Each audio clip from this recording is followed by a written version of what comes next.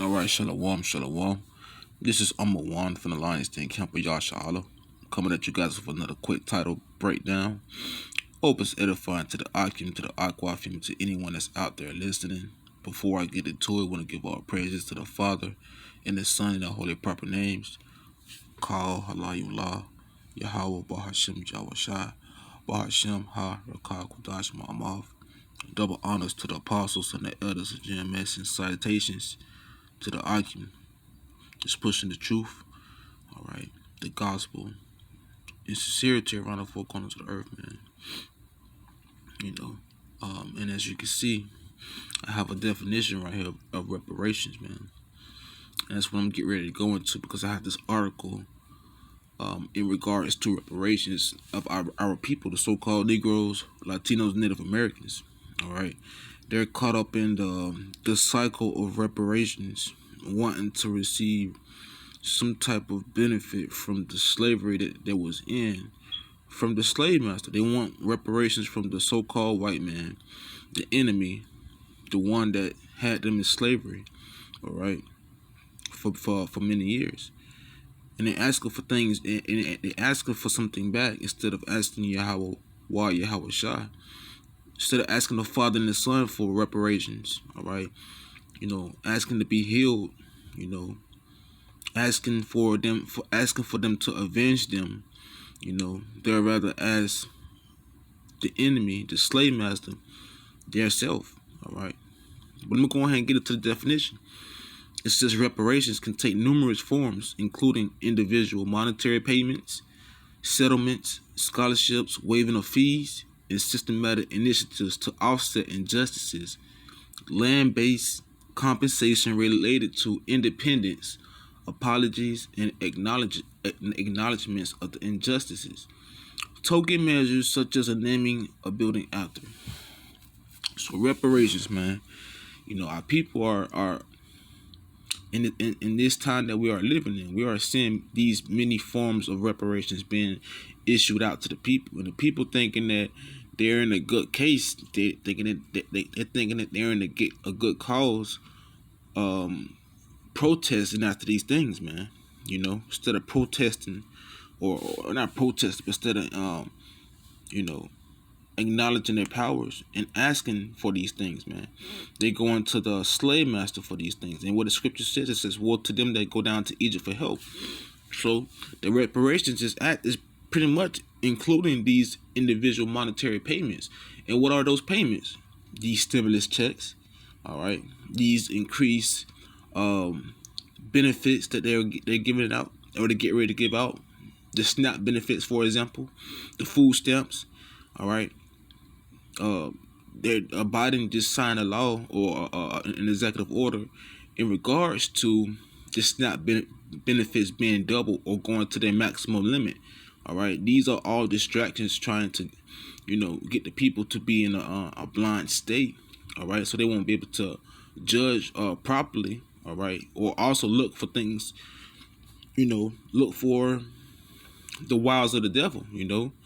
Esau is very crafty, man. He does things to get our people to be vulnerable and also paralyzed so that they won't do anything to approach the situation, man, of Esau. But what it says waiving of fees and systematic initiatives to offset injustices. So waiving fees like the student loans, forgiving the student loan payments, or apologies from all these different races, groups of people, man. Just pretty much receiving like these earthly benefits, man. They're thinking that by giving these to the people that was in slavery, that's gonna pardon their wickedness, man.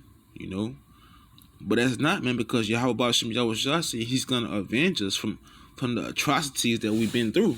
All right. So let me go to this article. This article says the insulting reparations for a slavery con game.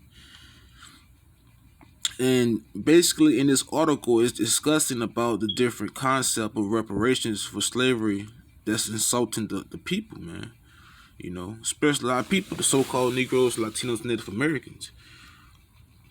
All right. So let me go to this particular part I was reading about.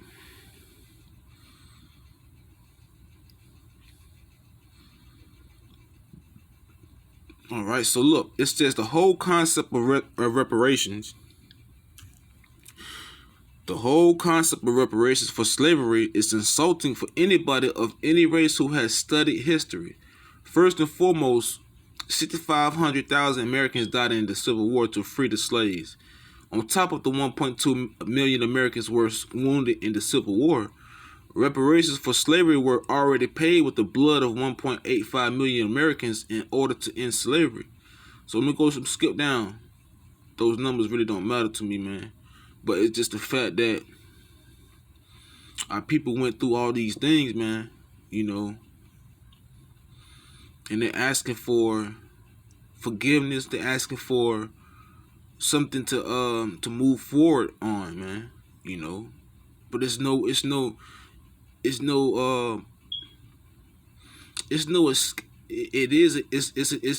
escape from the slavery part that we are in, because Yahweh Shai is coming to deliver us. That's, you know, from this captivity that we are in, because his name Yahweh Shai means deliverer. All right. But the thing is, man, are people looking for these reparations? All right, so that they can, you know, continue on in their lives, man. But they're asking for the wrong reparation, man. They're not asking for the righteous reparation. They're asking it for their gain's sake, you know. So more on the article. So look, it says, I'm gonna go down to this part. It says Republicans in Congress successfully passed the 13th, 14th, and 15th Amendments, which ended slavery, made black citizens, and gave them the right to vote. It is interesting to note that Democrats overwhelmingly voted against those amendments that Republicans passed. It says, and Democrats were the party of the Confederate Army, which fought to keep slavery, while the Union Army, which fought to end slavery, was led by Republican President Abraham Lincoln. No wonder Democrats want reparations to hide their guilt. The guilt. Interesting to note, the Democrats were also the party of the KKK, which continued to try and take away freedom and equality from blacks after the Civil War. Yet Democrats continue to try and rewrite history and hide their mistreatment of blacks by using your tax dollars to pay for reparations to buy black votes. Sound okay to you? So pretty much Esau's been Esau. He's been the ultimate wicked, man. He's using these things, these so-called benefits to reach out to the people, to make it seem like they're doing good for the country.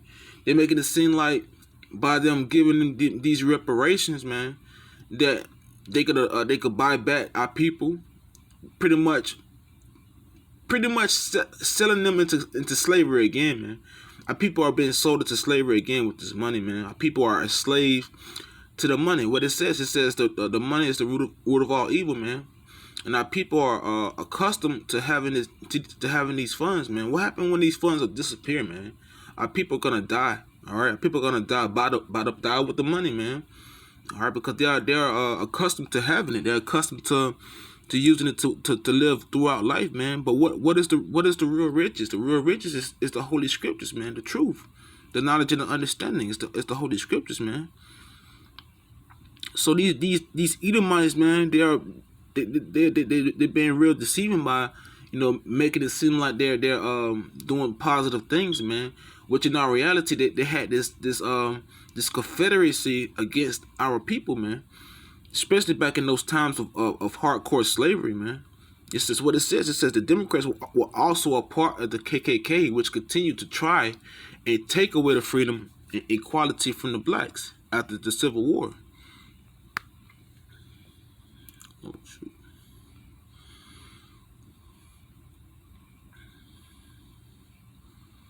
But yeah, man. So let me go ahead and get to the scripture real quick, man. In regards to what's going on with these reparations, man. Cause people still seeking reparations from these wicked people, man.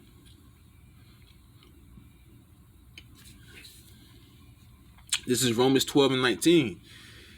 It says, "Dearly beloved, avenge not yourselves, but rather give place unto wrath. For it is written, vengeance is mine, I will repay, saith the Lord." Yahweh Shem Yahushua. So it says, don't avenge. It says, "Dearly beloved, avenge not yourselves, but rather give place unto wrath. For it is written, vengeance is mine, I will repay, saith the Lord," man. So these reparations that these people are seeking, man, it's not for you to do, man. All right, the Most High say He's gonna revenge you, man.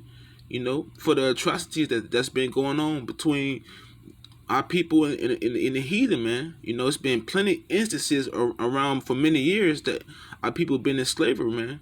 You know, around the four corners of the earth, man, and not just in the hands of Esau, man. So it's many injustices in that, man. But at the same time, hey, Mosiah is not an author of confusion, man. You know, and he said he's gonna rise us up. All right, rise us up. You know, like the tabernacle of David, man. You know. But all that happened to us in those previous times, man, was all for chastisement, for reproving, for us to get back in line with Him, man. You know, it was just a whooping. You know, he used the heathen as a whooping stick for us to be back on track with Him, man. For us not to follow after these strange gods, man. To not to follow after these strange deities, man. These fake false deities and these philosophies that's been implemented upon the earth, man. It wasn't for us, man. Yahweh Shem Yahushua did all these things for us to come back into remembrance of ourselves and to know who our true powers is, man. All right. This is Ecclesiastes chapter 7, verse 11. It says, "Wisdom is good with an inheritance, and by it there," Shalak, it says, "Wisdom is good with an inheritance, and by it there is profit to them that see the sun. For wisdom is a defense, and money is a defense. But the excellency of knowledge is that wisdom giveth life to them that have it," man. So what it says, wisdom is good with an inheritance, man. So who has the inheritance of wisdom, man? Having the covenant of the laws, man. You know, the so-called Negroes, Latinos, and Native Americans. We have the laws, man. You know, we was blessed with forgiving of the law, man. You know, so we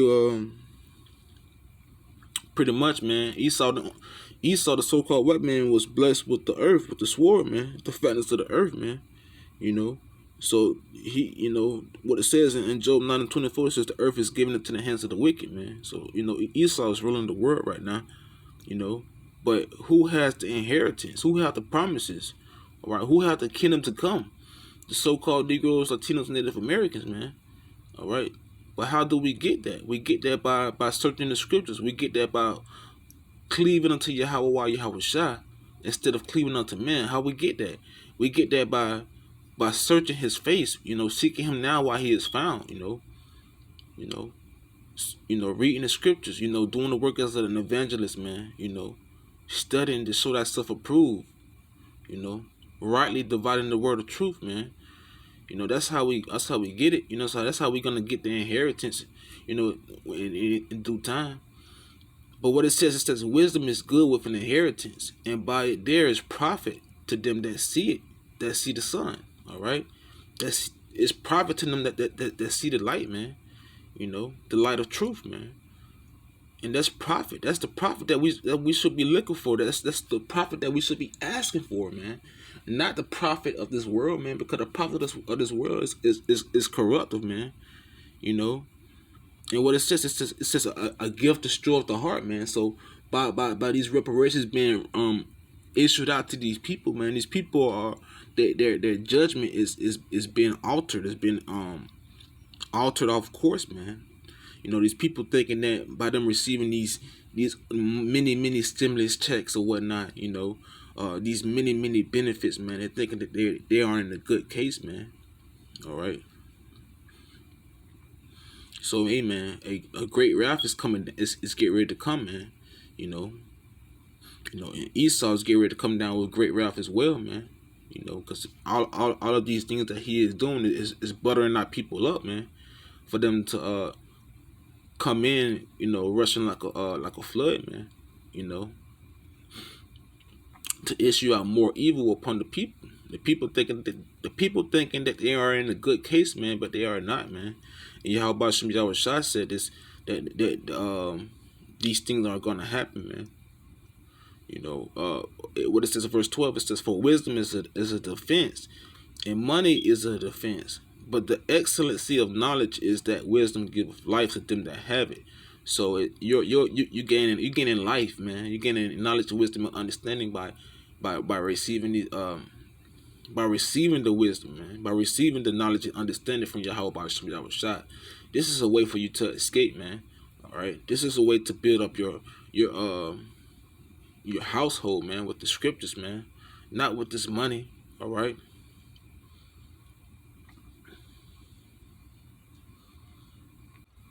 All right, this is Zephaniah 1 and 15.